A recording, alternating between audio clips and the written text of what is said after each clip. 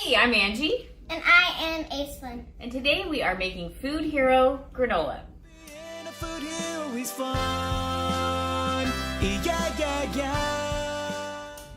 As always, we're going to start off with hand washing. So just a reminder, all surfaces, warm water, soap, scrub for at least 20 seconds. Come on, Ace. Let's go.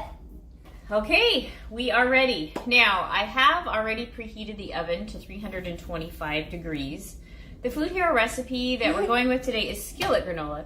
And I do want to point out, because we're cooking with kids, we are going to follow the directions that are in the recipe notes, which actually instruct you on how to bake this recipe. I found with the skillet granola, sometimes the oil can pop up, and that can be kind of a danger when working with kids. So baking is where it's at today. All right, so we're going to start with some old-fashioned oats. Now, I get a lot of questions about the different types of oats. So these are regular old-fashioned oats. Some people wonder what the difference between those, steel-cut, and quick-cooking oats are.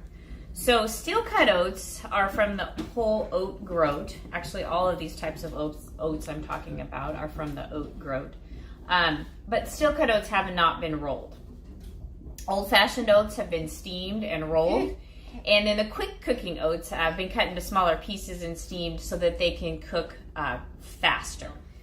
We are using old-fashioned oats today. You would not want to use steel-cut oats in this recipe. So for this recipe, I'm recommending old-fashioned oats. I have a joke about oats. Go for it, dude. How do oats send letters? Oatmeal. Oatmeal. Good one. All right, so Aislinn's going to start out by putting 4 cups of oats, and I'll move the oats over here by you now. And 4 cups of oats into the bowl.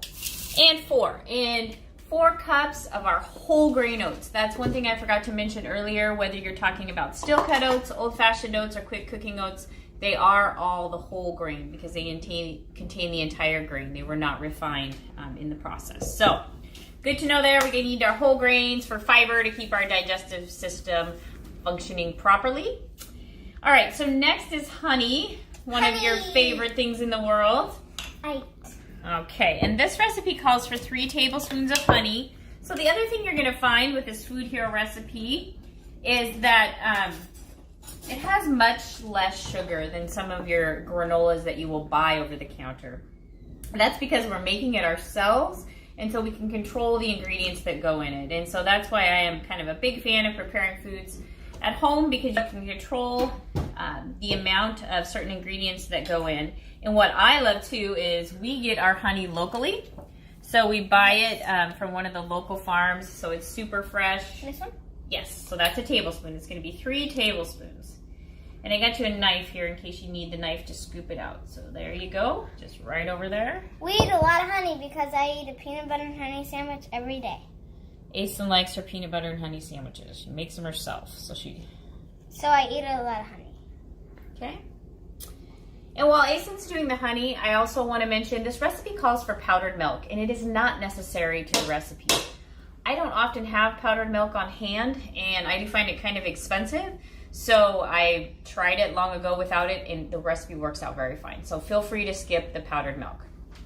Again, another advantage of cooking at home is you can kind of make substitutions and alter the recipe for what you have. Okay, good job, Aislinn, and I'm going to put those in the sink because those are super sticky. Now, the next ingredient is vanilla. Vanilla! We also order our vanilla from a local lady who gets it from Mexico. Delightful. That is the best vanilla ever. So we're going to take 1 teaspoon of that vanilla. And I will say, too, this is another way you can alter this recipe. Sometimes I actually use maple extract. I know this is big and full. I'll help you out. You can tell that we love vanilla. We bake a lot, so we have vanilla in a big container.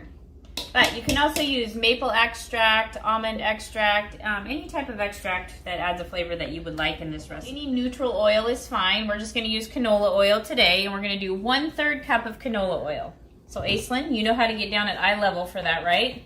I'll let you go over here. Do you see the 1/3? Where is 1/3? 1/3. Perfect. I'm going to let you pour 1/3 cup of canola oil. Measure that out. Canola.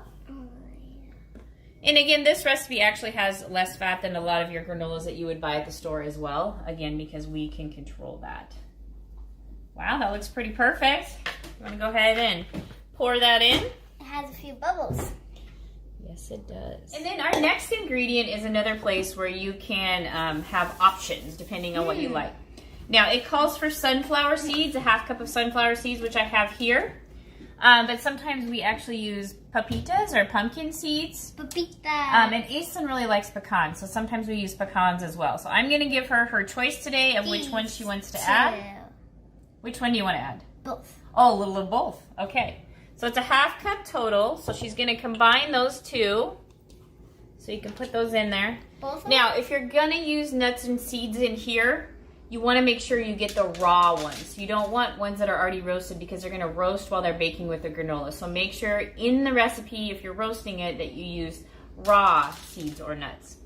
The other option is, and I often do this, is completely leaving out the nuts and the seeds when you make the granola in the oven and then adding them afterwards using nuts that are already toasted. That way, everyone in our family can kind of alter this granola to their preference. I have one daughter who doesn't like anything in them. Several of us who like everything, sunflowers, pumpkin seeds, pecans, cashews, macadamia nuts, whatever we have on hand. So that's another way you can kind of alter this recipe. Is this how you wanted them? Like Yeah, you can go ahead and do that. It's perfectly fine. And just dump them in when you're done. I'll do a little bit of Now, if you want to toast your own nuts, which I recommend that you do toast them if you're going to do them separately for flavor if you have raw nuts, you will not believe the flavor difference between raw and toasted nuts. 350 degrees, depending on the size of your nut, probably anywhere from 10 to 15 minutes. You definitely want to keep an eye on the nuts when they're toasting in the oven. You will be able to smell them when they're done, but they can go from toasted to burnt pretty quickly. So another tip there, but amazing taste difference between raw and toasted. And again, we're using raw nuts because they will toast in the recipe while we're baking it. Yummy. Okay, awesome job. We are ready to mix now. Aisyn's gonna mix that. Now, last thing I want to add, this recipe also calls for dried fruit. Okay, read your recipe. This is key in this one. You do not add the dried fruit until after you are done baking this. I have taught many cooking classes where people throw everything in. Your fruit will burn by the time your granola is toasted. So the dried fruit does not get added until after you are done. And this recipe calls for raisins, but you could add any of your favorite dried fruits. You could use dried cranberries, dried apples, dried mangoes, anything that you prefer. All right, Aisyn's getting that stirred up nicely. When we bake it in the oven, you just need a sheet pan. I'm using parchment paper. Again, easy cleanup. All I have to do is throw this away and I don't even have to wash the pan afterwards. But you could do it without the parchment paper, would be completely fine. Either way works. All right, it looks like we're about ready, Ace. Okay. Okay, I am going to give it a final stir. It's hard to get enough where healthy food is fun. It's going to cook for about 20 minutes, but we're going to only set the timer for 10 minutes the first time. And then we'll check it and then stir it around and then set it for an additional 10 minutes. Okay, here we go. I'm going to get this in the oven. Guess what, Aisyn? We made some last night, right? So she's been waiting for this. She's ready to make her parfait. Okay, so here is the granola I made last night. And this one last night I did make without any of the nuts or seeds, just so we could add our own. Aisyn's got a little parfait here. She's gonna put some granola on top of that. Can I put a few pecans? Yes, you may. We've got fresh local berries in here that we were able to get this week, so that was super exciting for us. And Yummy pecans.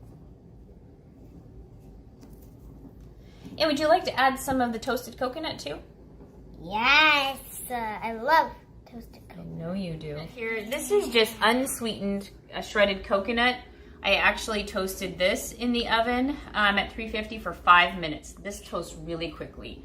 And again, this is unsweetened coconut. You will not believe the beautiful flavor that develops when you toast it on your own in the oven. So Aisyn really likes that. I love pecans. That is quite the parfait there, my friend.